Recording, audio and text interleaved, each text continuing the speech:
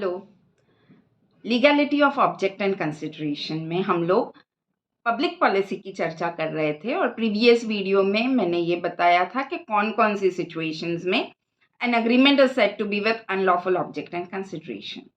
उसी में एक क्लॉज था, agreements which are against public policy are treated as agreements with unlawful object and consideration.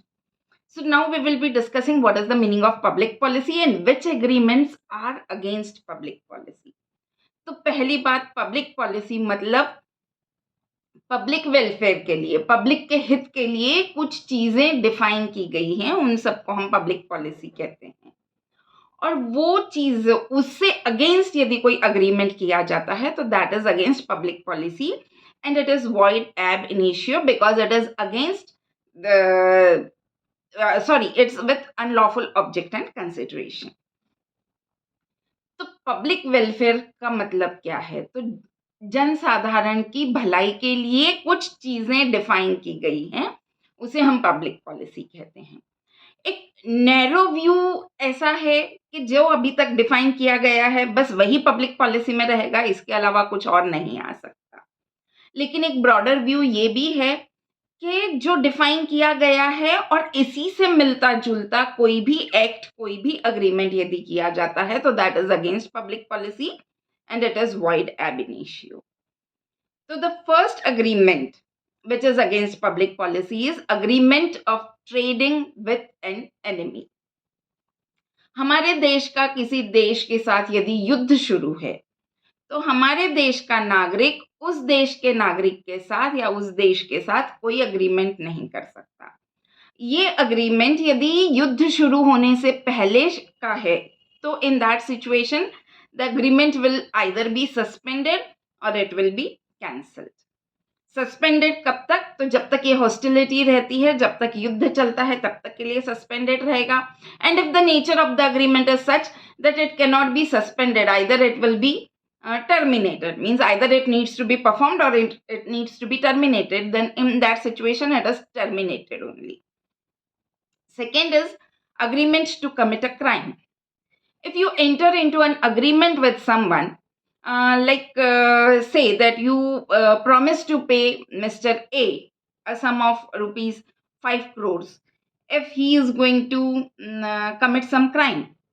So this agreement with Mr. A that you have entered into is against public policy. मतलब तुमने किसी को crime करने के लिए उसके साथ कोई अग्रीमेंट किया है, तुम उसको रुपए ऑफर कर रहे हो कि भाई तू ये काम कर, selling of drugs, then trafficking of humans, ऐसा कोई अग्रीमेंट करने के ऐसा कोई क्राइम करने के लिए आपने किसी के साथ कोई अग्रीमेंट किया है तो that is against public policy.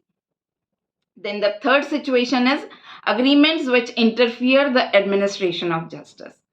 न्याय प्रणाली को, न्याय की प्रक्रिया में रुकावट डालने वाले अग्रीमेंट्स या उसके एडमिनिस्ट्रेशन में इंटरफियर करने वाले अग्रीमेंट्स, वैसे सारे agreements are with unlawful object and consideration.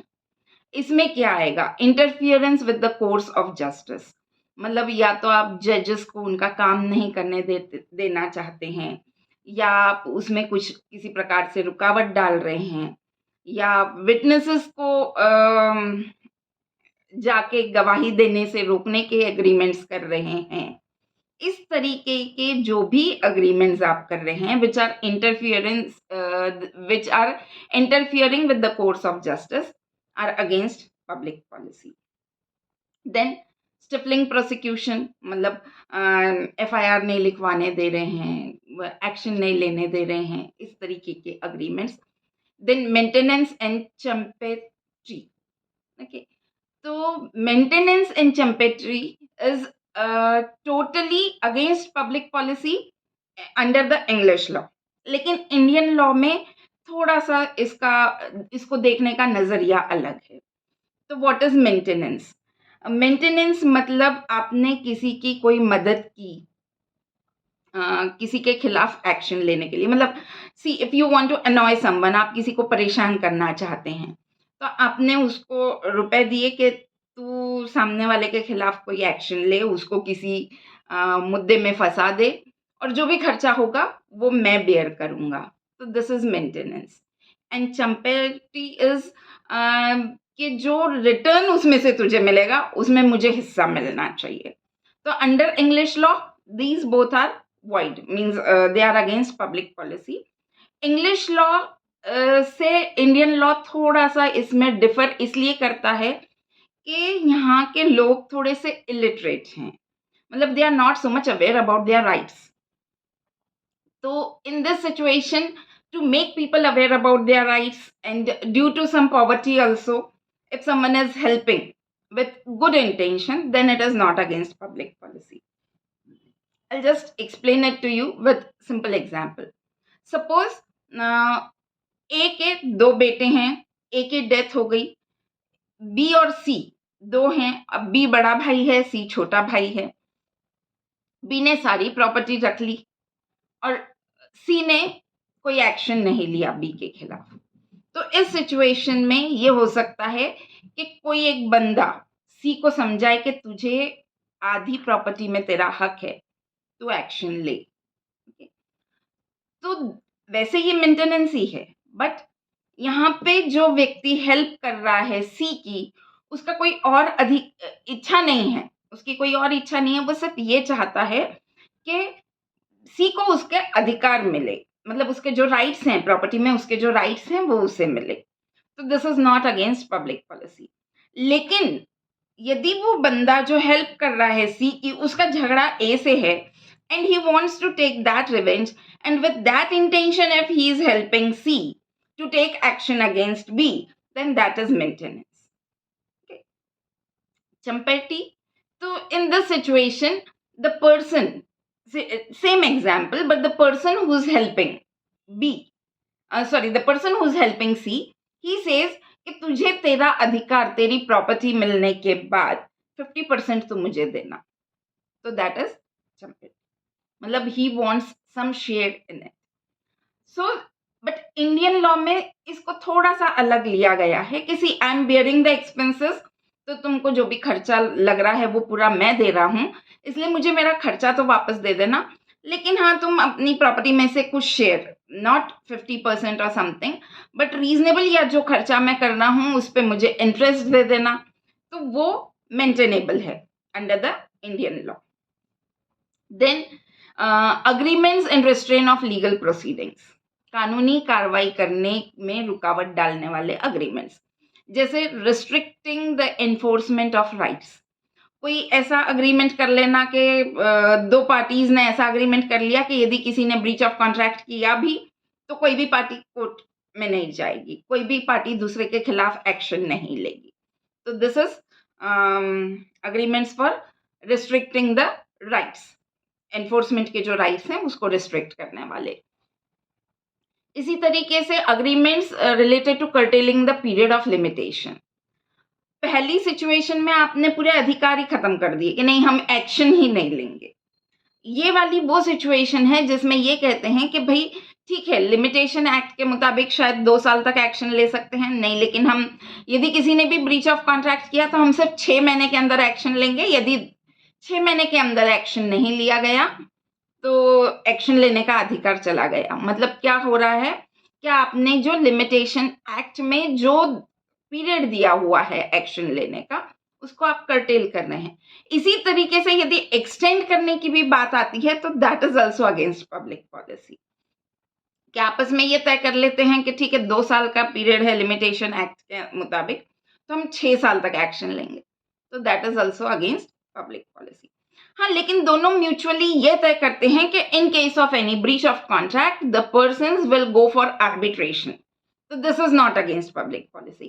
Arbitration मतलब a third person is appointed and he आजकल वैसे भी अल्टरनेटिव डिस्प्यूट रेजोल्यूशन मैकेनिज्म के अंतर्गत आर्बिट्रेशन को काफी इंपॉर्टेंस दिया जा रहा है, तो उस पर कभी और चर्चा करेंगे.